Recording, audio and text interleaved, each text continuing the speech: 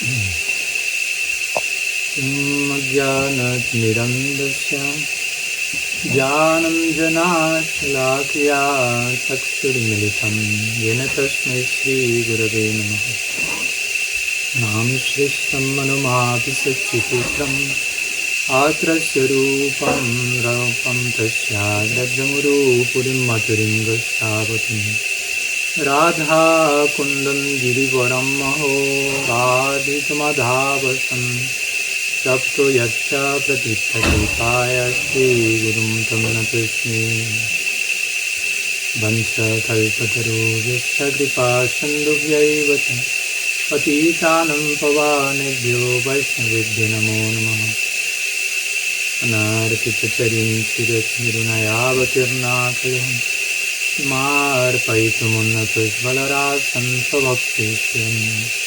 Hari Purata Sundara Dhyekitadamba Sundititam Yada Hridaye Kandaris Purato Vasati Nandanam Ajanulambita Bhujo Kanakavadatu Sankirtanai Kapitaro Kamalaya Tattam Vishwambaro Dhyavaro Jugadharma Palam Vande Jagat Priyakaro Karunavadaro Vladime Shakti Sarupaya Gauranga Suridayata Bhakta Shakti Praganaya Gadadhara Namaskute Shri Krishna Karuna Sindhu Dinabandho Jagatpate Gopesha Gopika Kanta Radha Kanta Namaskute Radhe Vrindavanadise Karunamritavahini Kripaya Nijapadabjada Shanmayam Praviyatam Bhaktya Vihina Aparadha Lakshaya Chittashya Kamadi Charannamadye Deepamaikam Sharanam Prapanam Brinde Namaste Charanarvindam Brinde Namaste Charanarvindam Srila Gurudev Ki Jai Sriman Mahaprabhu Ki Jai Shri Harinam Sankirtan Ki Jai Shri Lauji Gopal Ki Jai Grantara Srimad Bhagavatam Ki Jai Gaur Bhakta Vrinda Ki Jai Gaur Praman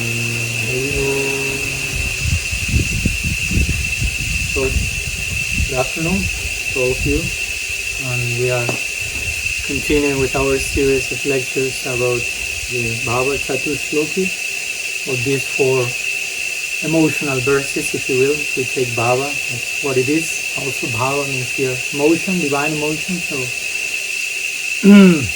this emotional 4-fold section, if you will, of the Bhagavatam, spoken by so-called demon, but as we know, one of the main characters regarding devotion in the Bhagavatam, Vritrasura. So today is our 3rd meeting. In our 2nd meeting we were mainly seeing the first verse. Today we will see the 2nd one. We have an introduction lecture as well. So last lecture, brief summary, we were mentioning the first verse. Aham haritava padaikamulam dasanu daso bhavitashnivuya anasmaratasu patergunam stet grinita vat karma karotu gaya. And there Vritrasura is praying, oh my Lord, please,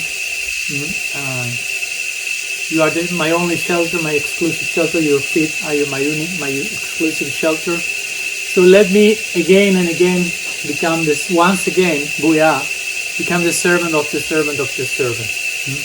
And in this way I will be able to, with my mind, remember your attributes, with my words, sing about your glories, and with my body, render you different, particular services. So as we mentioned, Vritrasura here is in a mood of deep separation, longing for reunion with his beloved Lord, if you will, for getting in closer proximity. And this type of prayer, even though he's not officially saying this overtly, commentators like Vishwanath Chakravarti Thakur had mentioned this.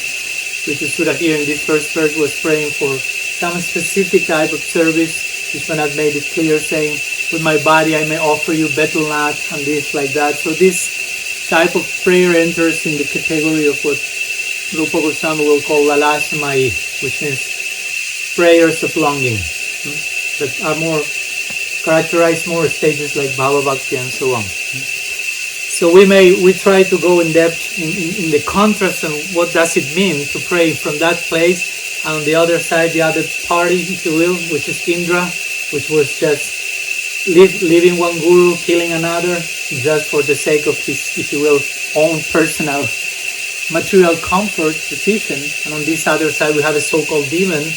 On one side the chief of the demigods, the chief of the pious people acting in such a particular way, and on the other side the chief, if you will, of the demons acting in such a particular way. So sometimes you have to go beyond what things appear to be. So here in this first verse, Vritrasura was praying for Dasa and Udasa, the condition of being the servant of the servant, so emphasizing the post-liberated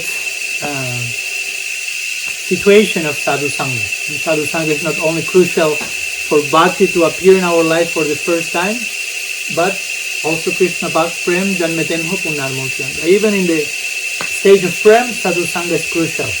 In the beginning is crucial, and of course in between is crucial as well. So wherever is Sadhu Sangha, everything is there.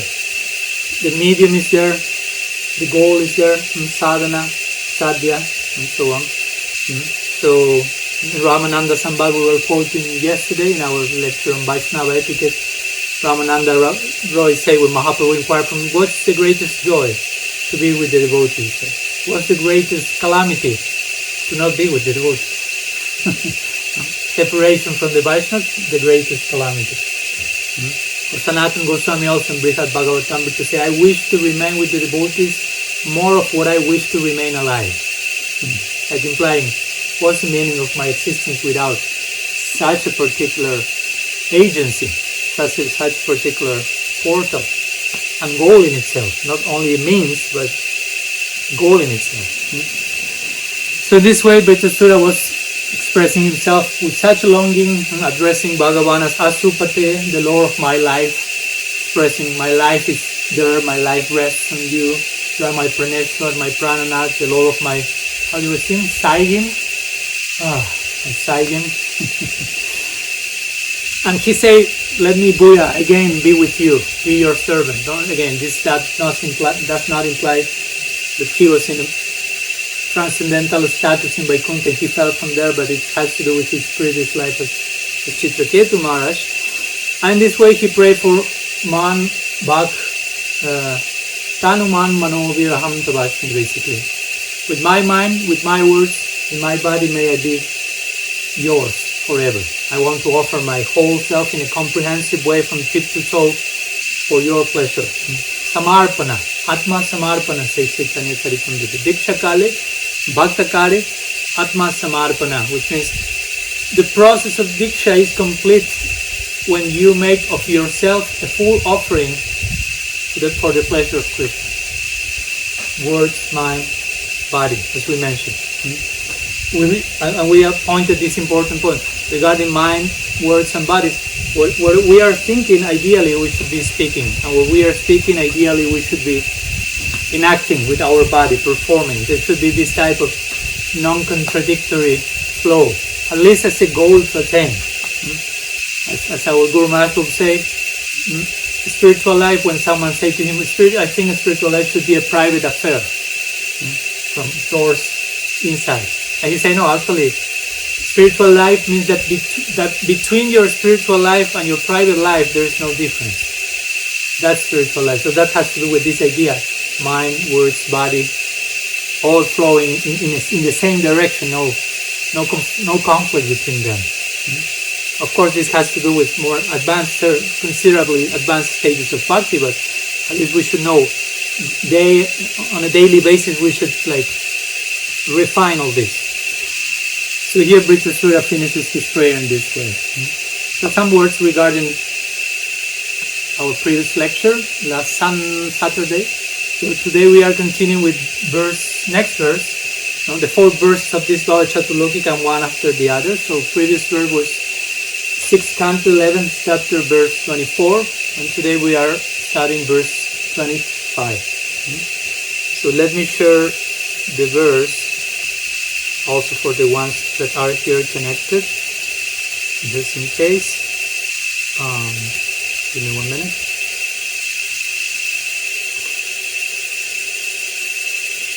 Okay. So there's the verse. So I will recite it in Sanskrit and then we can check the translation and try to unpack some content there. So it says like this. Nanak prishtam nacha paramesham na sarvabhaumam narasadipacham na yoga siddhir apunar bhavam va samanjasatva virahaya tangse. I wrote it properly? Okay. Just in case.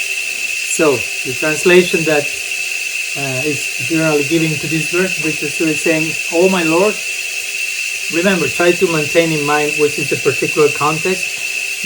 Indra is totally dumbfounded, like just witnessing the prayers of Vritrasura, with his hand with the thunderbolt about to kill him, but at the same time, like, who is killing who? Vritrasura with such prayers is totally defeating, if you will, Indra. But he's witnessing such a darshan, if you will. And Vritrasura with tears in his eyes, ecstatically burning in separation and praying to Bhagavan. So that's the context with these verses are praying themselves out. So it says, "Oh my Lord, source of all opportunities, I do not desire to enjoy in Dhruvalok the heavenly planets or the planet where Lord Brahma resides, nor do I want to be the supreme ruler of all the earthly planets or the lower planetary systems, just in case. I do not desire to be master of the powers of mystic yoga, nor do I want liberation, if I have to give up your lotus feet." So as you can see, this verse includes a lot of na. Similar to nadanam, najanam, nasundarim. A lot of neti. This not, this is not, but in this context, no? So here, Vritrasura is saying, "Nana kaprishna" means not some express rejection. Rejection? So, Nakaprishtam could mean Svargalok, heavenly planets, but also could mean, generally the commentator refers to Dhruvalok, which, as you know, this is connected to the pole star and is considered a Vaikuntha planet on Earth. So it's transcendentally constituted, Vishnu residing there. So let's take Nanaka Prishtam following, as we will see Jiva Goswami's commentary, as Dhruvalok. So some liberated status in some Vaikuntha planet, if you will. So he's saying, Nanaka Prishtam.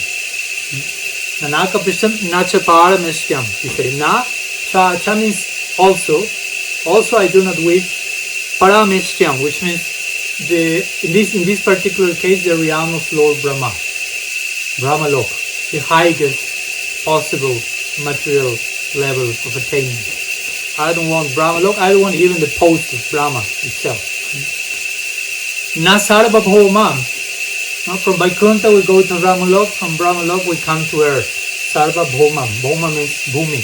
And Sarva means all. So I do not want, how do you say in English, sovereignty? Sovereignty, like a kingdom in all earth, to be the king of the whole planet Earth. I don't want that. Na Rasadhipatyam, nor I do want Rasadhipatyam. Rasadhipatyam has to do with Rasa Tala, Patal, the lower planetary system. So we have spoken about some Vaikuntha planet, higher planetary system, middle planetary system, lower planetary system. I don't want that either. Just in case he's making everything clear, because one may think maybe you want to go to some kingdom in Patala, you are an Asura, maybe not that. Vaikuntha, maybe not. So gradually. Then he says, "Na yoga siddhir." I don't want yoga siddhi. I don't want mystic perfection coming from the practice of yoga, anima, lagima, and all these types of technologies, if you will, subtle levels, possibilities of manipulation of psychic matter, if you will. Now Yoga Siddhir, and he says Apunar Bhavam Ba. So Ba means or, and the last part he says Apunar Bhavam, which means to be free from the repeated cycles of birth and death. I don't want mukti, basically, he's saying also. So the question is, what do you want? So the last line basically is expressing that. He says Samanja Sattva Virahaya Kangshe. So he addresses Bhagavan as Samanjasa. Samanjasa here means all sorts of all opportunity. It's interesting, the contrast, because he says all sorts of all opportunity. I don't want any of these opportunities. Most of the people addresses you for one of these opportunities, at least one. I don't want any of them. You are the source of all that. I don't want any of that. But also by calling Bhagavan source of all opportunities, it's implied there is something I want. There is some opportunity I would like to receive that is not in this list. So indirectly he's saying that. He already say that in the first verse. He made it clear. Now he's like elaborating on that. So he will say, Samanjasatva Virahaya Kangshe. So he resorts to Parokshabad, in direct language. He says, Samanjasatva, that means you, Virahaya, has to do with Viraha, to be separated from, in this case, from you, Kangshe, means I wish. So the point is, Samanjasatva Virahaya, I don't want any of these things if any of them imply something that will promote my separation from you, basically. That's the idea. So indirectly he's saying, I want you, I want to serve you, and even I want to serve you if the price for 7 years rejecting all these things, I have no problem. The point is, I may accept any of those things in case they do not represent an obstacle in my bhakti. He's actually not rejecting those things. He's rejecting the possibility that may act as an obstacle in his service to Bhagavan. He's not saying, I don't want this if they maintain me in this separation from you, basically. I am burning in separation from you, remember. If Vritrasura throne, no, he's not in the forest fire of samsara, but he's in the forest fire of separation, which is another form of samsara. The word samsara also means full essence. Samsara means cream, essence, and sam means complete. So we have different forest fires and different samsaras. We are thrown in the forest fire of material existence. That's one forest fire, samsara, dhavana, lalita, loka. We every day pray for torrential rain to save us from that. Vritrasura is thrown in another type of, you have some rain there, no? No, I don't know what's that. Yes, just appearing to accompany the description. But Vritrasura is in another forest fire, another samsara. No? It's in the forest fire of burning in the fire of separation, and that's a form of samsara, full cream, full essence, if you will. So he's making this point. No? I mean, he's presenting the very foundation of Shuddha Bhakti, of Uttam Bhakti. I want to engage in Uttam Bhakti. That's the main consideration. All the other things can be accommodated somehow or other if that first consideration is in place. If that's in place, I may go to Patala Lok, I may go to Sarga Lok, I may receive Mukti, I may receive Yoga Siddhi, I may not. I don't care. The first consideration is the important one here. So Vritrasura is trying to speak strongly about this. So again, there is a quite a parallel with Mahaprabhu's fourth verse in Sikshashtakam. Again, na, Mahaprabhu says, nadanam, najanam, na sundarim. It's another way of saying the same. Kavitamba, jagadisha kamaye, mama janmani janmanishwari. Bhava-catuh-sloki. He says basically, I don't want anything. In this case, he refers more Mahaprabhu saying, I don't want dharma, artha, kama, moksha. I don't want wealth, followers, knowledge, even mukti. But I want bhakti, birth after birth. I don't care coming one over and over again. Vritrasura is saying the same. I don't care about liberation. That means if I have to come again and again, in order to nourish my bhakti, let that be, let that happen. I will embrace it. I will celebrate that opportunity to nourish my bhajan. If going to earth will have that purpose, I love planet Earth. If going to Patalolog will serve that purpose, let's go there. Something like this. That's not Patala, that's Bhakti Lok, no? Of that person, the planet of Bhakti, whatever they may be.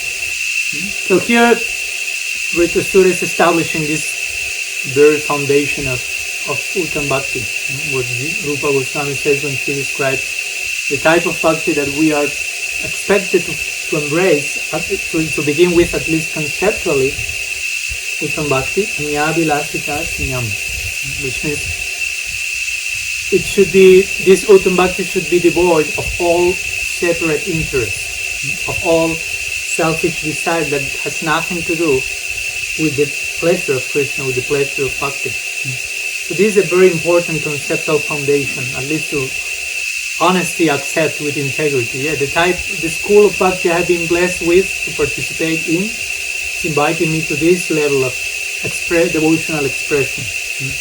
No selfishness. I may be selfish yet, but the gift that came to me is inviting me in a particular direction, and I feel invited there. I feel inspired to go there. I feel far away from that, but at the same time, the gift is coming with such a potency. I cannot resist, basically.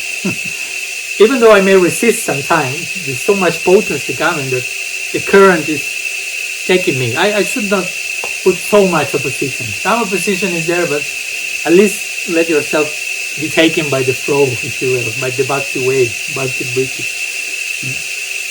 And interestingly, there is other verse apart from this one of the Sikshastakam in the Bhagavatam, in the 16th chapter of the 10th canto, where the Kaliya Lila is depicted, and after Krishna is doing his Bharatnatyam on the heads of Kaliya, his dancing, his Tandava Nritya, mostly like destructive dancing like the one Shiva performs at the end of the cycle.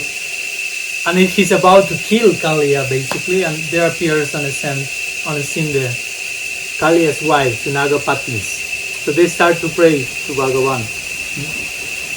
And one verse, it's not exactly the same, but it's almost the same. You can look it for that. It's verse 37, chapter 16 and 10th canto. It's almost the same. It's almost the same point. The last line changes a little bit. So again, this is Nyaya Nyaka Nyaya Nyaya, as they say in the scripture, like pounding the post. When they want to make something clear, they will repeat it 1 time, 2 times. So you'll find these kind of things. In the Bhagavad Gita, there are some verses that are almost the same. In the Bhagavatam, sometimes almost the same. So they want to make a point in different sections. Here we are in the 6th canto. Remember, this is the Bindu of the treatise. But as we say, this Bhava-catuh-sloki is given a trailer of what will be fully unpacked in Vrindavan Lila, in the description of the Brajalina in the 10th canto.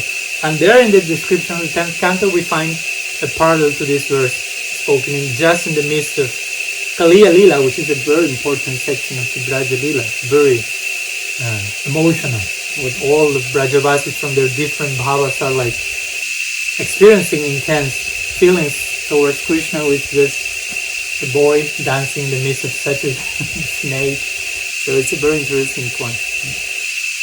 Let me share with you some words from our Purvacharyas regarding what they have commented on this term. First, I will share what Srila Prabhupada mentions. There is a very brief commentary he shares. So I will read it, all of that. It's brief. He says, a pure devotee, in the context of what we have said, a pure devotee never desires to gain material opportunities by rendering transcendental loving service to the Lord. A pure devotee, again, the same word, desires only to engage in loving service to the Lord in the constant association of the Lord with his eternal associates, as stated in the previous verse, Dasanu Daso Bhavitashmi. Vritrasura pray for Das Anudas. As confirmed by Narottam Das Thakur, so he shares some well-known line, Tandira Charana Sevi Bhakta Chanibas, Janame Janame Hoy, He Yavilas. Hariharaya Nama Krishna Yadavaya. Narottam saying they're like to serve the Lord and his servants in the association of devotees is the only objective of a pure unalloyed devotee. So if someone asks you what's the goal of your life, you can say, to serve the servants of the services. That's another way of saying Prem Bhakti, because you may say Prem Bhakti, but what's the practical application and implication of that? Once someone asked Srila Maharaj, what's Prem Bhakti? And of course you must be prepared for a noble rendering of that from his lips. He won't say divine love for Sri Radha and Krishna. He won't share the official sutra-like answer. So he said Prem Bhakti means that Krishna will bestow on you unlimited energy to express that in service. So I like that. Because now we serve, we have some energy. We may like to have more, hopefully, and hopefully for expressing in the context of service, but we may not be able to be fully empowered, filled with that. That's Prema Bhakti. So as we get close to that, we will receive more and more, because we will know what to do with that energy. Maybe Krishna now is not empowering us so much because he knows if I give him, her too much empowerment, who knows what he should do with such Shakti. But Prem Bhakti means all Shakti comes to you and all Shakti you offer in service. You are not taking anything for yourself. So Narottam Das Thakur is making this point here. The goal of my life is a Janame Janame. Janmani Janmanishwari. Life after life, I only hanker for increasing the Sevi Bhakta San, to serve the lotus feet Charana Sevi Bhakta of the devotees.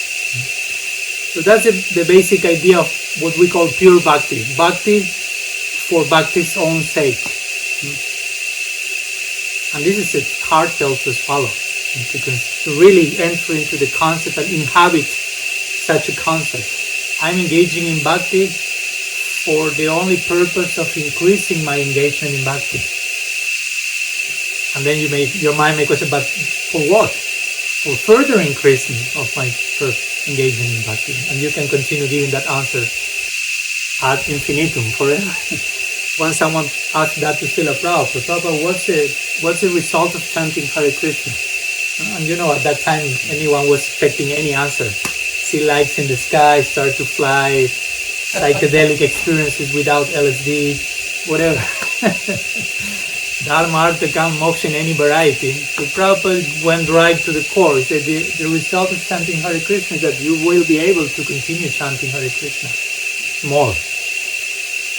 You want to increase again our capacity to engage in seva. Actually, we are already having the opportunity of doing what we will be doing in eternity. That's a very unique, interesting perspective, to think whatever I'm doing on a daily basis, in one sense, is what I will be doing in eternity.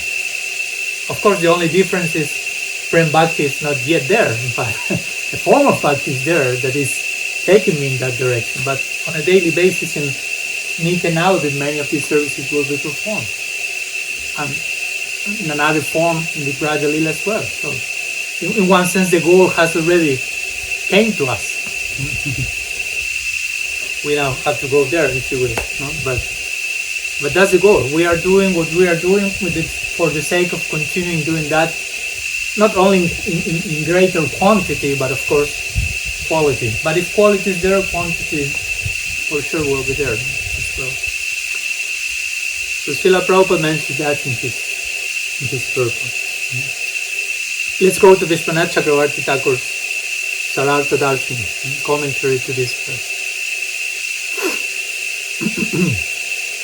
As is usual in his commentaries, as we have been seeing, Vishwanath Chakravarti Thakur is like introducing in between dialogues between Vritrasura and Bhagavan.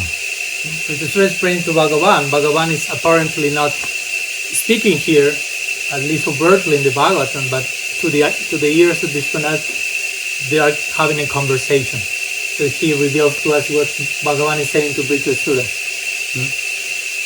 So Vritrasura was praying in the first verse for something. Oh my Lord, let me engage mind, body, words. So according to Vishwanath, now Bhagavan replies to Vritrasura and says, I'll give you all results, including Swarga and liberation.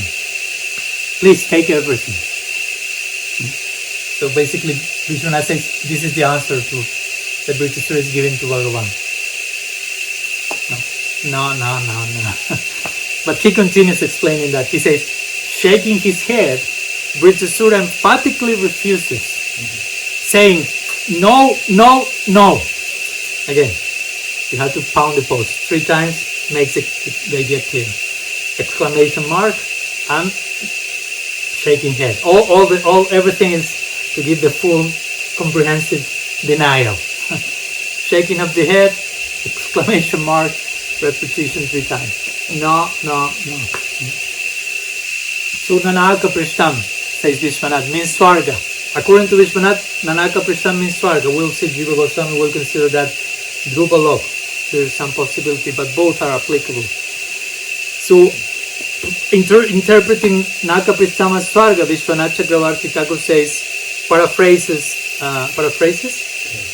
Vritrasura, saying to Bhagavan, in separation from you, my life earths are burning, my prans are drying. How will Swarga make me happy? Meeting you, I will attain the 3 blessings mentioned in the previous verse. Mind, body, words, engage in yourself. What is the use of accepting the happiness of Swarga? Basically, that's what Vishwanath is. If we take Nanaka Prishtam as heavenly plans, that we don't have an idea what are heavenly plans. Sometimes we in our daily discourse will say, no, Swarga, we even reject Mukti. But it's easy to say that if you don't have a glimpse of what's that about in real life. Once one devotee was saying that, and it makes sense to me. Say, well, we say Mukti is totally insignificant compared to Bhakti, and it is. But what if Mukti personified comes in front of you with folded hands, offering her service to you and saying, you can have this experience, no more contact with any of the 3 gunas, total peace forever. Will you sign the contract or say, no, thank you, I will continue chanting Harina? We don't know. We may have some appetizer of Swarga-lok. Taste the delights of heaven in such a subtle, aesthetic way. As we were saying, everyone is perspiring lotus aroma there. And everyone's dancing and singing and everything is perfectly, all the architecture is perfect, goes on there, so be careful. No comparison with colonial styles or whatever. So all the artistic sensibilities that we may find interesting here, they are multiplied 1 trillion-fold there. That's Swarga and more, but still, as you know, you can live there for millions of years, so it seems eternal. I mean, it seems, again. Today I was hearing one lecture from Guru Maharaj and he was making this contrast of, if you analyze from our perspective the life of Brahma, it seems eternal. But from eternity, there's just a moment. And that's why the whole life of Brahma is compared with the duration of the cycle of the universe. And in connection to Vishnu, that so-called unlimited life of Brahma is just one breathing of Vishnu. The life of Brahma is just one exhalation in eternity. Life of Brahma gone, next one. So it's really subjective. From our particular perspective, it's like, wow. But it's like like a butterfly looking at our time span. Like, oh, this human being is living for 60 years. And the butterfly is living for 1 day of hours. Subjectively speaking, of hours. But the devas look at us and we are little butterflies. And from eternity, the devas, so it's so relative. But the conclusion, of course, Krishna says in the Gita, Brahma Bhuvanaloka Punanavasana. From Brahma up to the ants, lower planetary system, full of mystery, full of temporary experience. So here, Vritrasura is saying, I don't want Swarga. I don't want heaven. Basically, Swarga is heaven. What other traditions generally conceive of heaven is Swarga. And you hear, they do not have too much idea about heaven in other religious traditions, but whatever they say, that resembles the most with the Swarga of the Vedic description. But for someone like Vritrasura, he says, for me, he says, without you, he's saying to Bhagavan, without you, heaven is hell for me. I don't want heaven without you. Which type of heaven is that? And we see that most of the people who conceive going to heaven, they are not conceiving a life of eternal servitude to the Godhead. They just wander their private cloud, up, down, and they do whatever they like, and that's an idea closer to hell than to heaven, strictly speaking. So Vritrasura is saying, I don't want heaven without you, that's hell.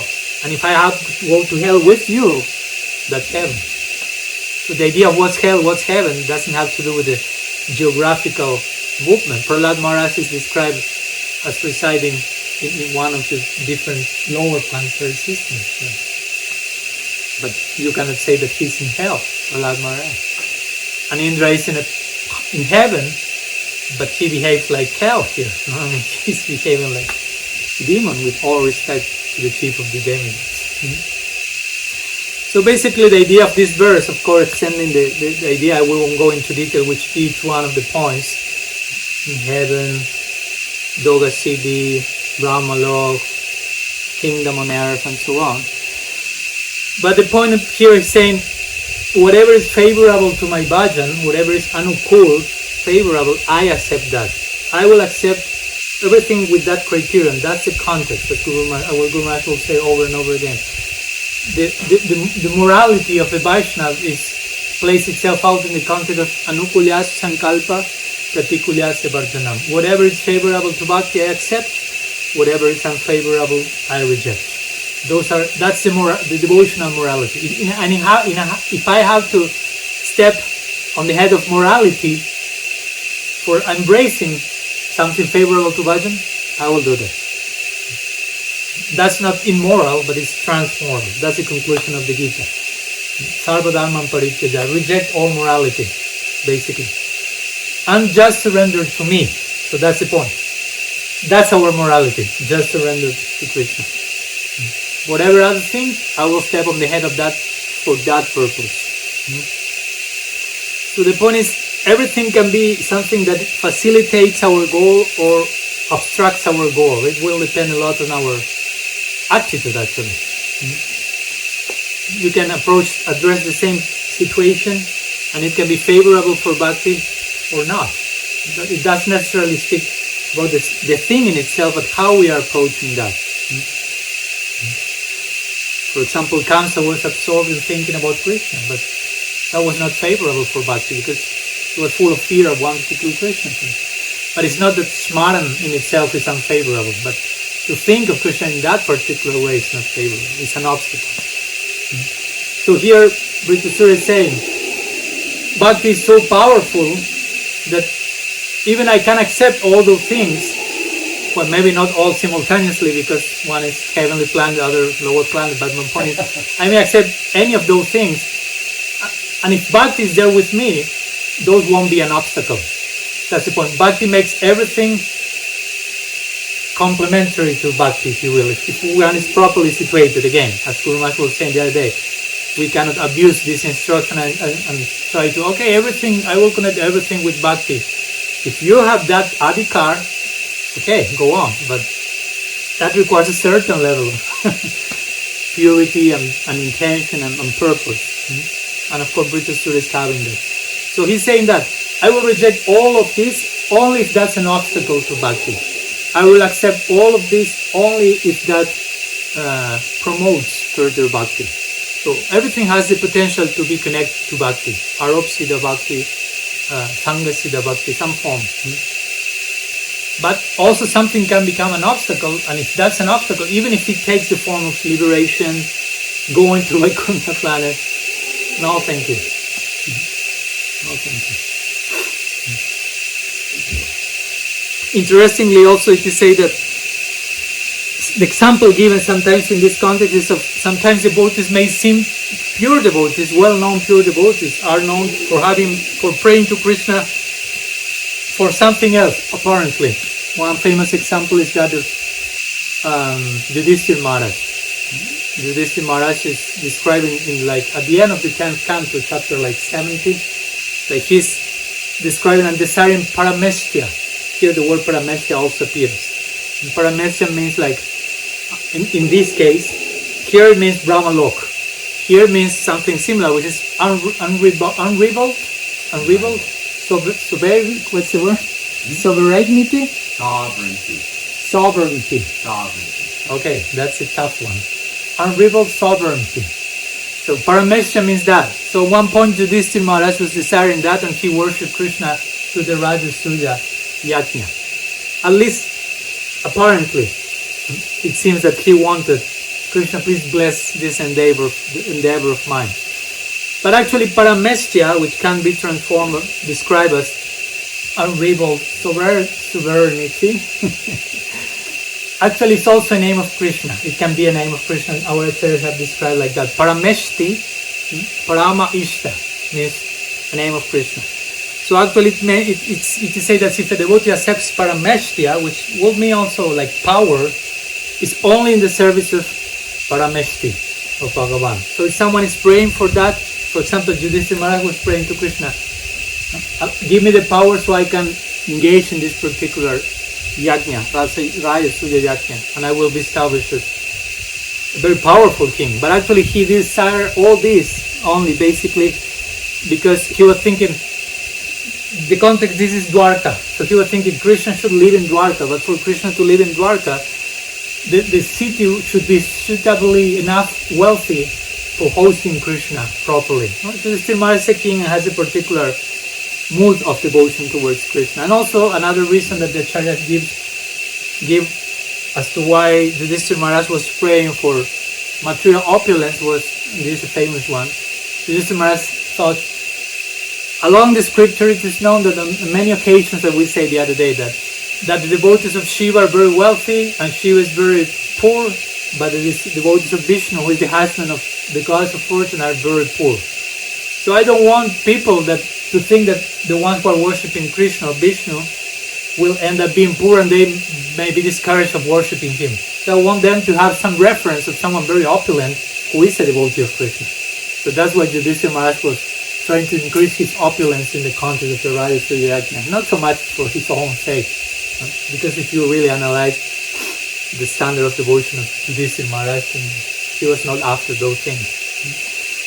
So that's one way we can understand when sometimes it appears that some devotees pure devotees are asking to Krishna, give me wealth.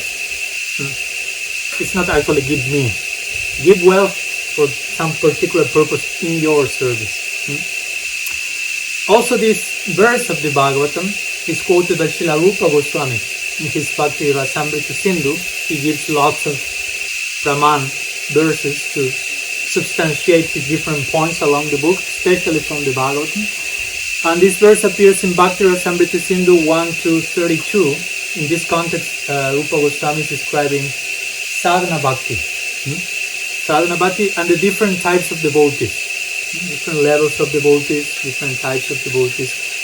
Before this, in this context is mentioned in this famous verse, Bhukti Mukti Priyaya Bhakti Saitiri Divartate Tavat Bhakti Sukasya Katham Vidayo Bhavet. He speaks about the desire for Bhukti and Mukti as witches, you say? Witches?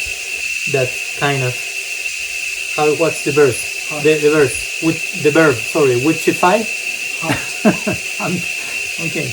The desire for Bhukti and Mukti are hunting oneself, and one cannot experience the full bliss of Bhakti by being hunted by those witches. Not Bhukti and Mukti in themselves, because they are mentioned in the scripture, but the desire for them. So in the context of that, of giving strength to that point, he goes to this verse, where Mukti in all its forms, Mukti in all its forms, even devotional Mukti and Vaikuntha, are rejected by us. Not rejected totally, but rejected if that's not conducive for pure bhakti, which is what Rupa Goswami is describing. When he speaks about sadhana bhakti here, he's speaking about the sadhana bhakti of uttam bhakti. Before Rupa Goswami speaks about what's sadhana bhakti, he first says what's uttam bhakti. Then he goes and explains sadhana bhakti, Bhava-bhakti, prem bhakti, bhakti rasa, and so on. But first, which type of bhakti we are speaking about? Uttam bhakti. Anyavilasitaśanyam gyan karmadin anukulyena krishnami shilanam bhakti. And then sadhana bhakti, and this verse is given as an example of this. So let me share you the commentary to this verse, and we are almost getting to our closed section by Srila Jiva Goswami. He comments on this verse in Bhakti-rasamrita Sindhu, and in his Krama Sandarbha, maybe you know, we have the Sat Sandarbha of Srila Jiva Goswami, but also there is, we may call it seventh one, it's called a Krama Sandarbha, which is a commentary to the Srimad Bhagavatam, basically. And generally, whatever he commented on the Bhagavad verses that are quoted in Bhakti-rasamrita Sindhu, he puts that commentary on Bhakti-rasamrita Sindhu in his Krama Sandarbha. So this happens here. In his Krama Sandarbha commentary to this verse, and in the commentary to this verse as it appears in Bhakti-rasamrita Sindhu. You follow the idea? So he basically will make it clear this gradation of goals that here are mentioned by Vritrasura, from highest to lowest. So he says like this: by placing the four desirable places, Dhruvalok, Brahmalok, Earth, and lower planets, in the order of increasing in significance, Vritrasura indicates the greater value of the preceding place. Beginning with Naka Prishtam, which according to Jiva Goswami he says Dhruvalok. Remember, like Vaikuntha planet. So he says, following this idea, Dhruvalok is the best here. It's the best, but Vritrasura says, nah. Dhruvalok is the best since Vishnu resides there. But even that he rejects. Then we have Dhruvalok, then comes what? No, but you have to say me what does it mean. I know the verse, no problem. Brahmalok. So we have Vaikuntha Lok, Swarga, Parameshan, then Sarvabhaumam. All the world. And the difficult word that I cannot pronounce too much. Sovereignty. Thank you. Sovereignty in all worlds. Then we have Rasadipatyam, which means? Okay, so Jiva Goswami has made it clear this is from higher to lower, but it doesn't stop there. As you see, there's one more line. So there are two lower things, even though it may seem higher. So he says, the Yoga Siddhi and liberation, Yoga Siddhi Apunarbhavam, are placed after the lower planets, hellish planets. Of these two, Yoga Siddhi is superior to liberation. When they say liberation, he means Sayuja Mukti in this case, impersonal liberation. Yoga Siddhi and impersonal liberation, Jiva Goswami continues, are considered inferior even to ruling the lower planetary systems because of their placement at the end of the list. Impersonal liberation is placed at the end because in that position there is no opportunity for bhakti. Yoga Siddhi gives a little opportunity for bhakti. So that's a commentary of Jiva Goswami. The lowest, the appear is corresponding with how much opportunity for bhakti you have. So even though it may sound weird, because for many people who may embrace Hinduism, moksha is the ultimate goal. Dharma leads to artha. You behave nicely, you have good income. Artha leads to kam. You enjoy your senses by having good income. And kam leads to moksha by way of frustration.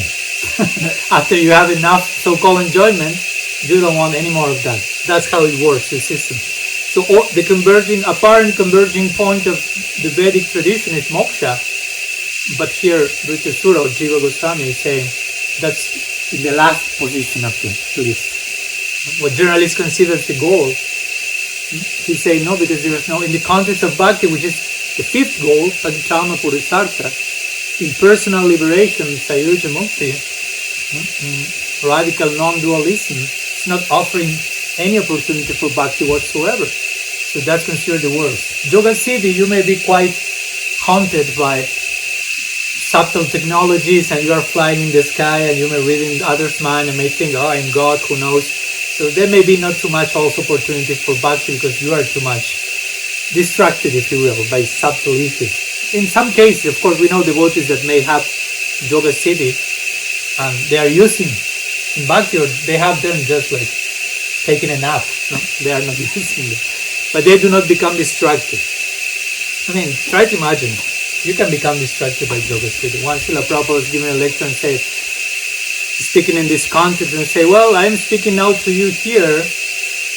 And he was making this point that a pure devotee has all the yoga siddhis, but she doesn't consider interesting to employ. So he was speaking to the audience and said, if I would like now, I could just fly from the window with my Vyasa-san.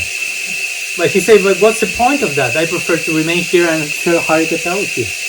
But all the devotees were fly from the window. You can imagine that.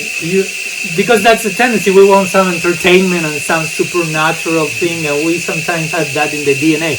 That's spiritual. Some miraculous things we tend to compare to transcendence, and has nothing to do with it. It can be just some stuff. I mean, I see this cell phone, and for me it's a miracle. I don't have a clue about how to start doing something like that. At one point it's, totally beyond my head. But it's material, totally material. We are trying to spiritualize that, no? But the point is, there is a difference between Yoga Siddhi and, of course, and transcendence. But again, here Jiva Goswami is pounding the post, and Vritrasura himself of Mukti as the lowest type of attainment. A type of hellish condition. For Vaishnavas, Guru Maharaj will say, no? It may sound weird, but we consider that a life of material entanglement is more conducive for bhakti than a life of mukti. Because in material entanglement, at least you have a notion of diversity and individuality and interactions and relationships and emotional possibilities. They are misdirected only. But in mukti, you cannot have any of those things because there's nobody there. Or if you have not yet achieved officially Brahma Sayurja, but you have strong mukti samskars, it will be difficult for you to conceive, to find some charm in the bhakti project, if you will. And that's why Prabodhananda Saraswati, he said that. In this line, interestingly, he was in his glorification of Mahaprabhu, a famous verse glorifying Sri Chaitanya Mahaprabhu in a series of prayers for Chaitanya Chandramrita. He said, Kaivalyam narakayate tridashapur akashapushpayate durdantendriya kala sarpa patalai tutkatadam stayate vishwa purnam sukayate vidimahin Dradishakitayate Yat karunyakatakshavaiva bhavatam Tam gaurame vasuna. So there he says, I offer my pranam to Sriman Mahaprabhu, and by only receiving a sidelong glance, merciful glance from him, a series of things start to happen in my life. So he starts to give the whole list. So the verse begins saying, Kaivalyam narakayate. For one who has received such a glance, Kaivalya, or merging in Brahman, is like Naraka, like hellish planet. Mukti is a hellish attainment. Tridasha pura kasha pushpayate. The attainment of the heavenly planets is like a phantasmagoria, he says. It's like a flower in the sky. It's something that does not exist, basically, for someone who has received that. The senses, which are so dangerous in this world, now are like the fangs of the serpent. A serpent whose fangs has been extracted. So there's no danger there. And then he says, Vishva Purnam Sukayate. The whole world becomes a realm of bliss. Vidimahendra Sakitayate. And the demigods like Indra and others are no better than insects, he says. Of course, with this, Prabhupada Saraswati has his way of ecstatically expressing his love for Mahaprabhu. But the point is, for someone who really has received that merciful glance from Mahaprabhu, all these other goals of life included there, mukti, bhukti, siddhi, become insignificant. That's the main point here. And we say the other day, Krishna Bhakta Nishkama Teva Santa Bhukti Mukti Siddhikami Sakalasam. The devotee is in peace because he only desires bhakti for the sake of bhakti. The ones who desire something else, bhukti, mukti, siddhi, all this included there, cannot sleep peacefully at night yet. Because there is some separate desire. I want something. We should even get accustomed to not express ourselves in those terms. I want. I remember once one devotee went to Bhakti Gaurav Narasingha Maharaj, a disciple of him. So he wanted to school him. So the disciple once said, Guru Maharaj, yes, I want. And he said, stop. Not properly presented the idea.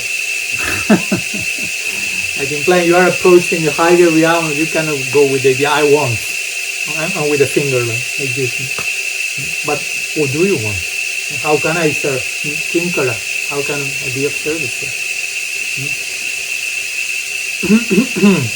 So basically, this is the idea that of pure bhakti that Vritrasura is sharing here. How the devotees are ready to leave everything in this world and in the next world, if you will, in this life and the next, for the sake of bhakti. The gopis of Braj, of course, are extreme example of this. They are risking all their morality and dharma in this life. In the context of Vedic society, if you are a good wife, you will attain a prosperous future in next life. And they are throwing everything on the window, just running after Krishna. I don't care about what happened in this life, what happened in next life. Krishna is calling us. We are not sure if he will accept or not. We are taking full risk in this life and the next. Who cares? The flute is calling us. No? It's clarion call as well. So this is experienced here by Vritrasura, especially when he gives this name to Bhagavan. Samanjasa, as I mentioned. Samanjasa means the source of all opportunities. So you can give so many opportunities, I reject them all if they are not conducive to bhakti. But I want this very special opportunity, please. Very unique opportunity. Again, he's burning in separation. Give me the opportunity that goes beyond all these goals in life. Pancham Purusartha. Give me pure bhakti, prem bhakti. I want that opportunity. If I have that, all the other opportunities will fit somehow or other. But for me personally, I don't want anything. Similar to what Narasingha Dev say to Prahlad, ask a blessing for me. Ask a blessing for me. According to Vishwanath, Bhagavan is saying the same to Vritrasura. Oh, I'm pleased with you. You are so nice. I want to give you swag. I want to give you this. I want to... No. He said, no. If that will be an obstacle in my approach to you, I don't want any of them. So the only thing I want now is to try to bridge the gap between you and me. I'm burning in separation. It's literally burning in separation. So if you are burning in separation, actually if you are really burning in separation, any so-called obstacles will be burned by your fire-like longing, and that will bridge the gap between you and the object. That's what's happening in the story of the great personality. Whatever obstacle comes in their way, instead of discouraging them, that actually throws more fuel to the fire, and the longing increases more, and they increase their desire for getting united with their Lord. So, a very nice example of Vritrasura. And this, again, remember, this is the second verse of the Bhava-catuh-sloki, and these 4 verses are trying to give in an encapsulated way the gist, the very essence of the Bhava that ultimately the Bhagavatam wants to give us, which has to do with Vrindavan and extreme love in separation that they will show on the Bhagavatam, especially broadcasting in the Bhoma Lila on earth, the separation of the Vrajavasi. That's a way to enter it into eternal union. So all this is being showcased here in a trailer-like way. So we'll continue next class tomorrow with 3rd verse of Bhava-catuh-sloki of Sri Vritrasura, and we'll stop here. Srila Gurudev ki jai, Sriman Mahaprabhu ki jai, Sri Harinam Sankirtan ki jai, Sri Dauji Gopal ji ki jai, Jantara Srimad Bhagavatam ki jai, Gaur Bhakta Vrinda ki jai, Gaur Premananda Hari. Vanchakalpatarubhyascha Kripa-sindubhyaeva-cha Patitanam Pavanebhyo Vaishnavebhyo Namo Namaha Ananta Koti Vaishnava Vrinda Ki Jai Gaur Hari